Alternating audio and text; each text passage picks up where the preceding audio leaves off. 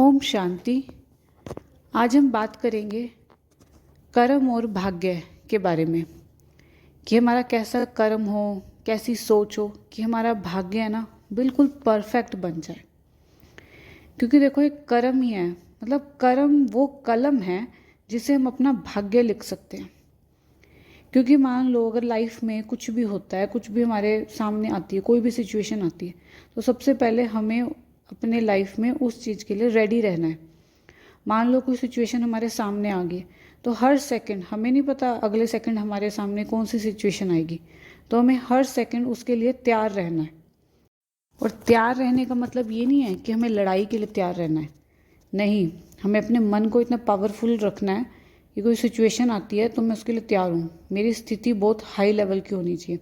अगर मेरी स्थिति, मेरी वाइब्रेशन हाई है तो लो लेवल, जिसकी लो एनर्जी है, लो फ्रिक्वेंसी है, फिर वो नीचे रह जाएगी, वो आप पे असर नहीं करेगी। अगर आपकी वाइब्रेशंस हाई है, आपकी फ्रिक्वेंसी हाई है, आपकी सोच हाई है, तो अगर मान लो, और एक चीज़ का और हमें याद रखना है, मान लो कोई सिचुएशन आती है, ठीक है, हम उस पर कोई ना कोई रिएक्शन तो देंगे, तो मेरे रिएक्शन से ही मेरा भाग्य लिखा जा रहा है। हमें ये चीज़ का बहुत ध्यान रखना है। क्योंकि देखो हम सारे कैसा भाग्य चाहते हैं, हम अपने जीवन में बहुत सुंदर भाग्य चाहते हैं। कोई भी ऐसा नहीं है जो अपना भाग्य सुंदर नहीं चाहता होगा। सब ये चाहते हैं कि मेरा भाग्य बहुत सुंदर हो। पर बाबा के ज्ञान में आके तो देखो हमारा भाग्य वैसे ही सुंदर हो गया, क्योंकि हम बहुत भाग्यशाली हैं कि हमें ये इतना उच्च कोटि का ज्ञान हमें मिल रहा है। तो हमारा भाग्य तो देखो सुंदर है ही पहले से। पर अब हमें अपने भाग्य को ना परफेक्ट बनाना है। अब परफेक्ट भाग्य कैसे बनेगा?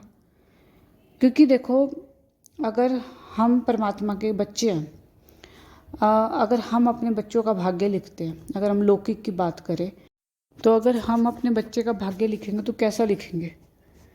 क्या हम उसका भाग्य में ऐसे लिखेंगे कि भाई चलो 95% इसका भाग्य अच्छा होगा, 5% हम इसका भाग्य खराब लिख देंगे? ऐसे तो नहीं लिखेंगे ना। हम उसका 100% भाग्य सुंदर लिखेंगे।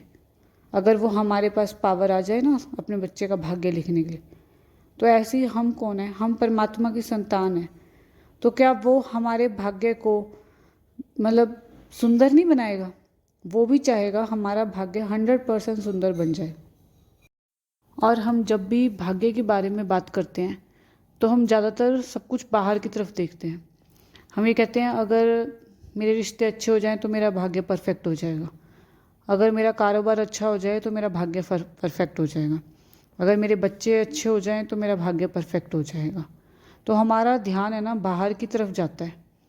और अगर एक चीज़ मान लो, कई ऐसे जने होते हैं जिनकी बाहर की सब चीज़ परफेक्ट है, बच्चे बहुत अच्छे हैं, कारोबार अच्छा है, सब रिश्ते अच्छे हैं, पर लेकिन है ना वो अंदर से सही नहीं है, मन उसका परफेक्ट नहीं है, वो सारा दिन दुखी रह रहा है, सारा दिन नेगेटिव सोच रहे हैं, तो क्या उसका भाग्य सुंदर कहा जाएगा?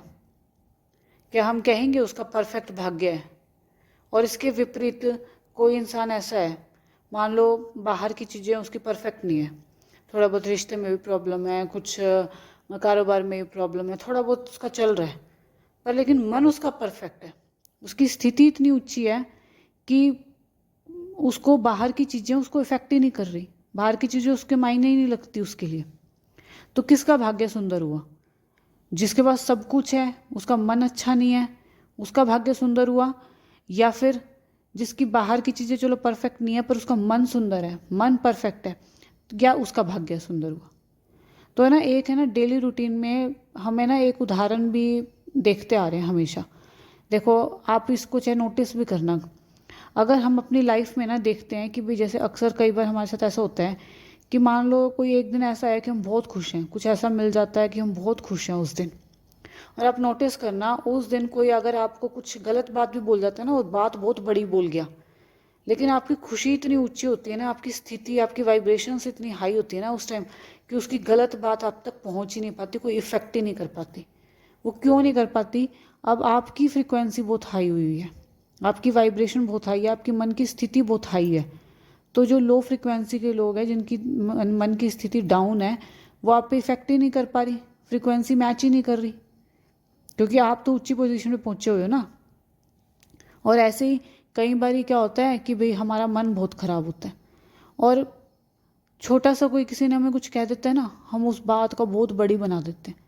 तो अगर मैंने छोटी सी बात का बहुत बड़ी इशू बना दिया तो वो क्या हो गया, मेरा भाग्य सुंदर हो गया, मेरा भाग्य खराब हो गया ना। वो दिन मेरा कितना गंदा चला गया और उसके बाद भी पता नहीं कितने दिन कितने महीनों में उस चीज़ को सोचती रहूँगी। तो क्या मेरा भाग्य सुंदर हो गया? भाग्य तो क्या किया, मैंने खुद ही बिगाड़ लिया ना अपना, अपनी सोच से, अपनी मन की स्थिति से। तो भाग्य सुंदर होना इसका मतलब ये नहीं है कि मेरा सब कुछ परफेक्ट होना चाहिए। मेरा काम परफेक्ट होना चाहिए, मेरा बिजनेस परफेक्ट होना चाहिए, मेरे बच्चे परफेक्ट होने चाहिए, मेरे शरीर परफेक्ट होना चाहिए।